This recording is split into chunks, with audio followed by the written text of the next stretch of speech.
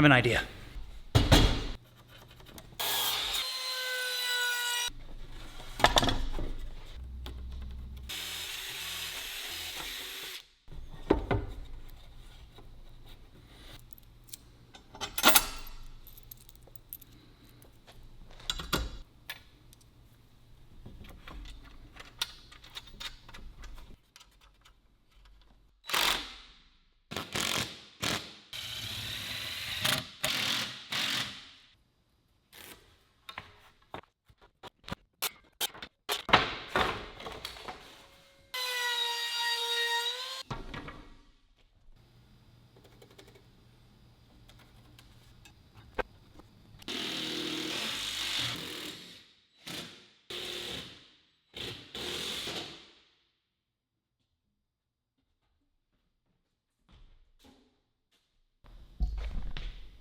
Lighting mounts.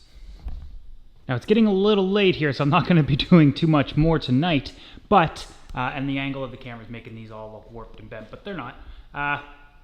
Oh, technically speaking, this one is an inch higher than the rest. It looks like it's a foot higher when you stand here. It really looks really high, but it's not.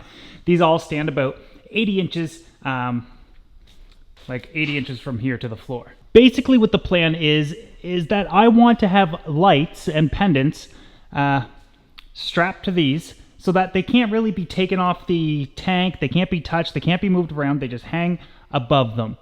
Cords going down into the wall. Just a minute here. Imagine this entire wall covered in rock and these all painted black, blending in. It's going to look absolutely amazing. Well, absolutely phenomenal. Now these are about 5.5 feet long. I wanted to make them 5.5 feet so they don't actually come out to the ends of the aquariums because I'm most likely going to run 4-foot long shop lights because there's going to be a lot of projects out here that you're going to be able to replicate at home. And this is technically something I've always wanted to do, but I've never done it. Now you'll notice a couple things about these that you might have concerns about. First and foremost, the brackets are upside down. True, that's technically not how they're supposed to go. However, I thought that it would just look better. If I change my mind, I can easily flip them around. The second thing you guys are going to be concerned about is the boards. Are they going to bow? Yeah, they're wood. They're going to go towards gravity and what's pulling them. And if that ever becomes like an eyesore, flip them over, no big deal. Or I'll double up the thickness of the board. But I've already been testing. Well, you can see a shop light over here. I was already trying it. In fact, I brought them home to see, well, I was at my local hardware store and I saw these shop lights for 15 bucks. They're very low in wattage though, and they're not very bright, so I decided I'll just get one and I'll take it home first and test it out, and this is what happened. Okay, so this is what the piranha tank looks like with just one pendant style light turned on, what you guys have always seen. It's very cool, shimmery, looks different. Let's see what it looks like without that on and this 4-foot long LED shop light. So a much different color. We still get the shimmering to an extent because it is an LED light, but this is, you know, sitting, as you can see, like sitting right on top. I can angle it, I guess, to make it look different. But, of course, this will be much higher above the tank, which I think might light the tank up a little differently. I think we should try it and see what happens. But, you know, for what these cost and how little power they use, it could be a pretty viable option. So will I use these? No. For 15 bucks, though, I was pretty excited. But at only 18 watts, it wouldn't take much power. But I also want to grow plants in a lot of these, even if it's just easy to grow plants that don't require a tremendous amount of light, simply because I think that just really sets the aquarium off. I don't plan on doing like massively, heavily planted tanks out here because, well, biotypes typically aren't like that. But they do have plants. Which, by the way, you guys know at my house, I'm on a well. Here, I'm on municipal water. It's supplied by the town. It's treated. The parameters are drastically different, so I'm a little worried about the entire acclimation process. I'm going to be okay, but it's something I'll have to take some extra steps to make sure the fish are okay when transitioning to this water. But the water at home is incredibly hard, incredibly alkaline. It's so hard you could walk on it, and pH of 7.8. I'm going to show you the water test from this location here shortly, and all it does is scream plants. Now let me show you something here. Can't hit your head on that, obviously. Oh, and the tank.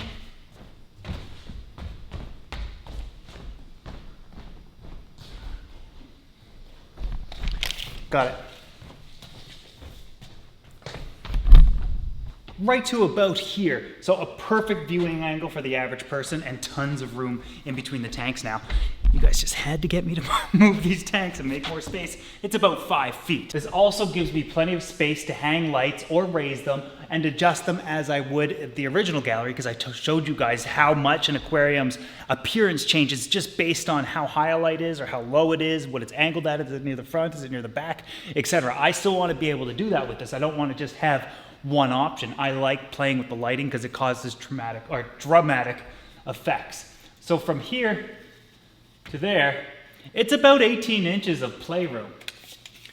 I gotta say, I really like this, but I'm showing you guys this project really early. It's nowhere even close to being ready or finished, and it would have looked a lot better if painted and the rock wall's there and there's tanks in place and we have the lights hanging, but I want to get your feedback. Let me know what you guys think.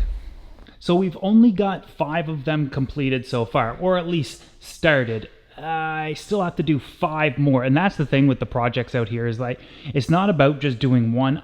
For example, when it comes to the 180s, I have to do everything 10 times. It's exhausting. So I'm only building 5 of them now because, well, a couple of reasons. Not all of the stands that are going to be in place and all the tanks are going to be like that. These 4 will come out like this, but there's going to be another one flat against the wall instead of jutting out.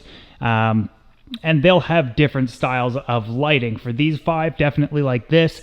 You know, maybe I end up changing my mind depending on how everything turns out, but we'll see what happens.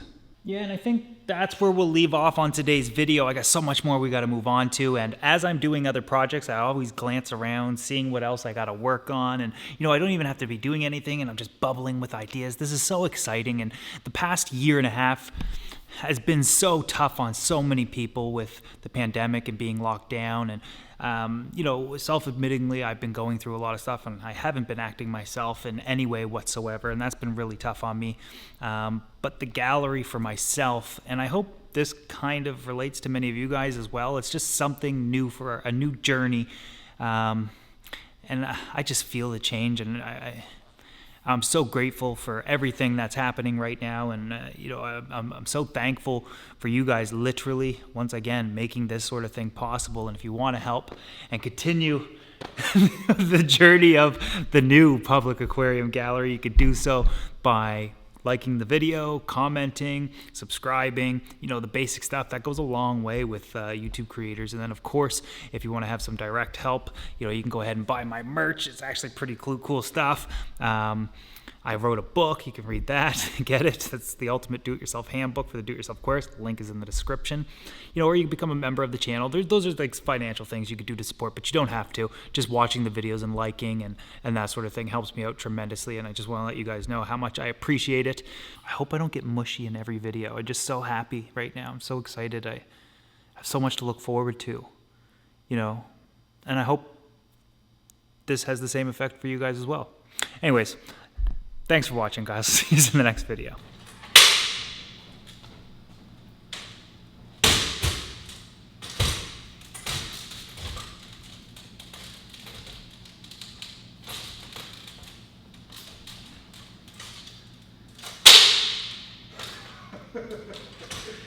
Oh, feel like Jean-Claude Van Damme. Thumbnail time!